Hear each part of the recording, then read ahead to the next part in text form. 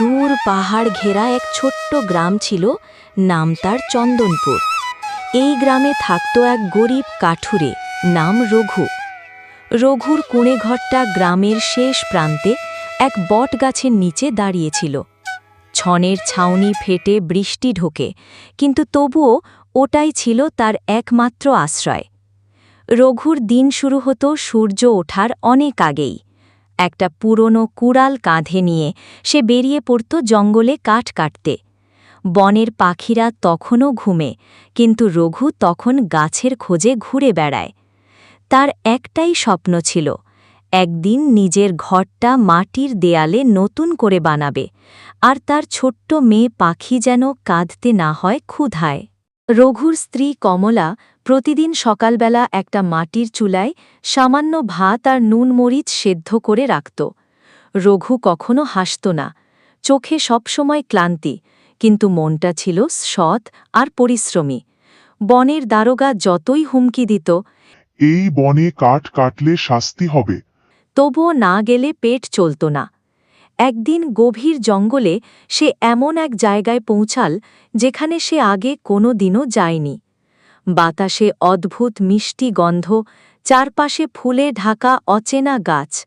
রঘু থমকে দাঁড়াল। এই বনটা আগে কখনো দেখি নাই, মনে হয় অন্য জগৎ। হঠাৎ এক ঝলক আলো তার চোখে পড়ল। দূরে একটা গাছ, যার পাতাগুলো সোনার মতো ঝলমল করছে। রঘু চমকে গেল।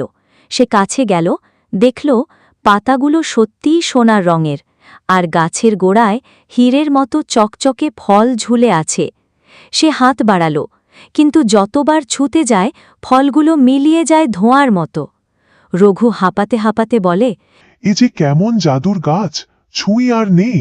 ঠিক তখনই এক মৃদু হাওয়া বইল, আর তার সামনে এক আলোকিত পরী আবির্ভূত হল। সে সাদা পোশাকে, মাথায় রূপালি মুকুট, হাতে জাদুর ছড়ি। পরী হেসে বলল, রঘু, তুমি এই গাছটা দেখতে পেরেছ? মানে তোমার মন সৎ, কিন্তু সবাই এই গাছ দেখতে পায় না। রঘু অবাক হয়ে বলে, তুমি কে মা? এই গাছটা কোথা থেকে এলো? পরী শান্ত স্বরে বলল, আমি এই বনের রক্ষক পরী। এই গাছ এক অভিশাপের ফল। এক অশুভ দৈত্য একদিন আমাকে পাথরে পরিণত করেছিল। তোমার মতো সৎ মনের মানুষ ছাড়া কেউ এই গাছ দেখতে পারে না। রঘু চুপ করে শুনছিল, তার বুক ধক ধক করছিল। পরী আবার বলল, তুমি যদি আমাকে মুক্তি দাও, আমি তোমাকে আশীর্বাদ দেব। এই গাছ তোমার হবে, কিন্তু লোভ করলে সব হারাবে। আমি লোভ করব না মা, শুধু তোমার আশীর্বাদ চাই। পরী মৃদু হেসে তার কাঁধে হাত রাখল। তাহলে কাল সকালবেলা এই গাছের নিচে এসো, আমি তোমাকে তোমার ভাগ্যের প্রথম আলো দেখাব। আলোর ঢেউয়ের মতো পরী মিলিয়ে গেল। রঘু হতবাক হয়ে গাছটার দিকে তাকিয়ে রইল। বাতাসে একটা মিষ্টি সুর বাজল, যেন কেউ দূর থেকে গান গাইছে। যে মন সৎ, তারই হবে সোনার পথ। রঘু সেই রাতে বাড়ি ফিরল এক আশ্চর্য আলো নিয়ে। কমলাকে সব বলল, কিন্তু সে বিশ্বাস করল না। তবু রঘুর মুখের উজ্জ্বলতা দেখে কমলা বলল, কাল তুই গেলে আমিও যাব তোর সঙ্গে, দেখি সেই সোনার গাছটা। রঘু মৃদু হাসল। বাইরে তখন পূর্ণিমার চাঁদ উঠছে, আর দূরের বনে জোনাকিরা জলজল করছে। গরিব কাঠুরের জীবনে যেন প্রথমবার একটা আশা জন্ম নিল। পরের দিন ভোরে পাখির ডাকের সঙ্গে সঙ্গে রঘু জেগে উঠল। কুড়ালটা তুলে নিল, আর কমলা বলল, আজ আমি তোকে একা যেতে দেব না রঘু, তুই যে গাছের কথা বললি আমি নিজে চোখে দেখে আসব। রঘু মাথা নাড়ল। চল, তবে সাবধানে থাকিস, এই বনটা অদ্ভুত। দুজন একসঙ্গে বেরিয়ে পড়ল। বনটা যেন আজ অন্য রকম। পাতার ফাঁক দিয়ে সূর্যের আলো পড়ে সোনালি ঝিলিক ছড়াচ্ছে। হঠাৎ বাতাস থেমে গেল, আর সেই জায়গাটায় পৌঁছেই কমলা হাঁ করে তাকিয়ে রইল। ও মা, সত্যিই সোনা! গাছটার পাতাগুলো ঝলমল করছে, আর নিচে ছোট ছোট হীরার মতো ফল পড়ে আছে। কমলা অবাক হয়ে ফলগুলোর দিকে তাকাল, কিন্তু যতবার ছোঁয়ায় মিলিয়ে যায়। রঘু বলল, দেখলি, আমি মিথ্যে বলিনি, এটা জাদুর গাছ। ঠিক তখনই বাতাস কেঁপে উঠল। সেই আলোকিত পরী আবার দেখা দিল। আজ তার মুখে একটু গম্ভীর ভাব। রঘু, তুই কথা রেখেছিস, মন সৎ রেখেছিস, তাই আজ তোর প্রথম পুরস্কার। সে হাত বাড়িয়ে গাছটায় আলতো করে ছুঁল। সঙ্গে সঙ্গে একটা সোনার ফল গাছ থেকে খুলে পড়ল রঘুর সামনে। এই ফলটা শুধু একবার ছুঁয়েই নে। যতদিন তোর মন সৎ থাকবে, এই ফল তোর জীবনে সুখ এনে দেবে। কিন্তু যদি লোভ জন্মায়, এই গাছ চিরতরে হারিয়ে যাবে। রঘু মাটিতে মাথা ঠেকাল। আমি শুধু আমার মেয়েটার মুখে হাসি দেখতে চাই মা, আমি কিছু চাই না। পরী হাসল। তাহলে আজ থেকে তোর ঘরে আলো জ্বলবে।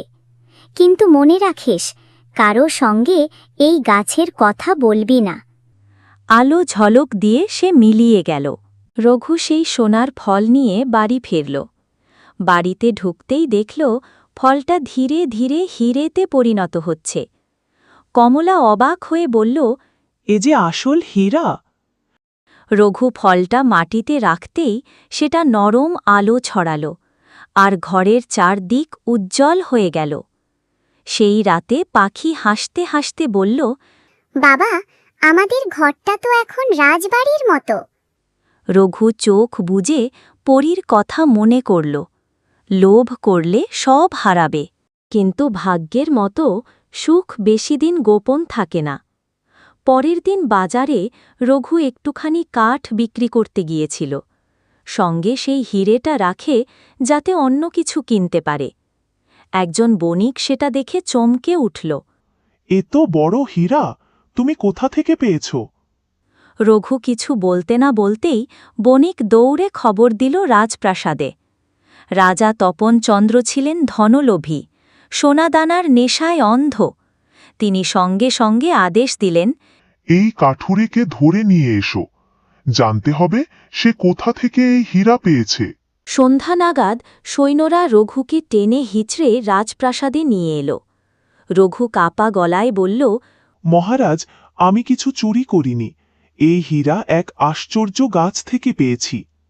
রাজা বললেন, গাছ থেকে হীরা পড়ে? মিথ্যে কথা বলছো তুমি। রঘু হাত জোড় করে বলল, মহারাজ, আমি সত্যি বলছি, সেই গাছ সোনার পাতায় ঢাকা, পরীর আশীর্বাদে জন্মেছে। রাজা হেসে বলল, তাহলে কাল সকালে আমাদের সৈন্যরা যাবে সেই গাছ দেখতে। যদি সত্যি হয়, সেই গাছ হবে রাজ্যের সম্পত্তি। রঘুর বুক কেঁপে উঠল। সে জানত পরী বলেছিল কাউকে বলবি না, তবুও পরিস্থিতির চাপে সব বলে ফেলেছে। কমলা দূর থেকে কাঁদছিল। রঘু শুধু একটাই ভাবছিল, আমি কি ভুল করে ফেললাম? রাতে রঘু যখন প্রাসাদের ঘরে বন্দী, তখন জানলার বাইরে অদ্ভুত আলো দেখা দিল। একটা মৃদু কণ্ঠস্বর বলল, তুই কথা ভেঙেছিস রঘু, আমি তোর মন বুঝি, কিন্তু অভিশাপ শুরু হল। রঘু জানলার দিকে তাকাতেই দেখল আকাশ কালো হয়ে গেছে, আর দূরের দিক থেকে মেঘের গর্জন আসছে। মনে হল বনটা কাঁপছে। এভাবেই শুরু হল পরীর অভিশাপের প্রথম রাত, যেখানে এক সৎ মন অজান্তেই খুলে ফেলল লোভ আর শাস্তির দরজা। পরদিন সকালে সূর্য ওঠার আগেই রাজপ্রাসাদের আঙিনায় ঢাকের শব্দে রাজা তপনের সৈন্যরা প্রস্তুত হয়ে গেল। রাজা নিজে ঘোড়ায় চেপে বেরোলেন, সঙ্গে তার প্রধানমন্ত্রী সুরভি, কয়েকজন দারোগা আর রঘু বাধা অবস্থায়। রঘুর চোখে জল। সে মনে মনে বলছিল, হে পরী, আমি তোর কথা ভেঙে ফেলেছি, আমাকে ক্ষমা কর। বনের দিকে এগোতেই বাতাসে অদ্ভুত শীতলতা। পাখিরা চুপ, গাছের পাতাগুলো নিস্তব্ধ। রঘু চিনে ফেলল সেই জায়গাটা। মহারাজ, এখানেই সেই গাছটা ছিল। সবাই তাকিয়ে রইল, কিন্তু গাছটা কোথাও নেই। যেখানে সোনার গাছটা ছিল, সেখানে এখন শুধু পোড়া মাটির দাগ। রাজা গর্জে উঠলেন। এই নষ্ট লোক মিথ্যে বলেছে, সৈন্যরা একে কারাগারে দাও। রঘু হাঁটু গেড়ে পড়ে গেল। না মহারাজ, সত্যিই গাছ ছিল, পরী নিজে এসেছিল। কিন্তু কেউ বিশ্বাস করল না। রঘুকে টেনে হিঁচড়ে নিয়ে যাওয়া হলো প্রাসাদের কারাগারে। ঠিক তখন আকাশ কালো হয়ে উঠল। বিদ্যুৎ চমকালো, বাতাসে শৌ শৌ শব্দ। বনের ওপারে দেখা দিল এক আলোক রেখা, আর সেই আলো থেকে পরী আবির্ভূত হলেন। তার চোখ লাল আগুনের মতো, কণ্ঠে গর্জন, মানুষ, আমি তোমাদের বিশ্বাস করেছিলাম, কিন্তু তোমরা লোভে অন্ধ। রাজা তপন চমকে উঠল। তুমি কে? আমার রাজ্যে এই সাহস? পরী ছড়ি তুলল আকাশের দিকে। এই সেই রাজা যে এক গরিবের সততা মাপতে চায় লোভের দাড়িপাল্লায়। বজ্রপাত হল, আর মুহূর্তে রাজপ্রাসাদের আঙিনায় আগুন ধরে গেল। সৈন্যরা চিৎকার করে পালাতে লাগল।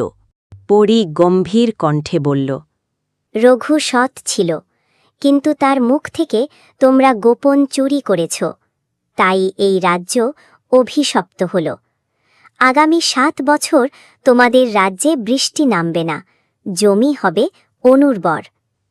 রাজা হাঁটু গেড়ে পড়ে ক্ষমা চাইতে লাগলেন। দয়া করো পরিমা, আমার ভুল হয়েছে। পরী বলল, ক্ষমা তখনই যখন তুই বুঝবি লোভের চেয়ে ভালোবাসা বড়। রঘু মুক্ত হবে, আর তুই ভিখারি হবি।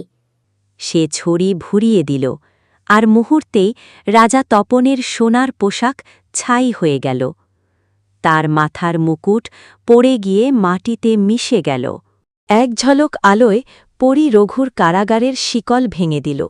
রঘু অবাক হয়ে তাকিয়ে রইল। পরী নরম স্বরে বলল, তুই ভুল করেছিলি, কিন্তু মনটা খারাপের ছিল না, তাই তোর জন্য আশীর্বাদ রইল। ফিরে যা তোর ঘরে, আর এই বনকে রক্ষা কর। রঘু হাত জোর করে বলল, তুমি আমাকে বাঁচালে মা, আমি প্রতিজ্ঞা করছি আর কোনো দিন লোভ করব না। পরী হেসে বলল, এই কথা মনে রাখিস, যখন মানুষ সৎ থাকে তখন প্রকৃতিও তার পাশে দাঁড়ায়। আলো ঝলক দিয়ে সে মিলিয়ে গেল, কিন্তু দূরে দেখা গেল সেই জায়গায় একটা ছোট চারাগাছ মাথা তুলছে। তার পাতাগুলো আবার মৃদু সোনালি আলো ছড়াচ্ছে।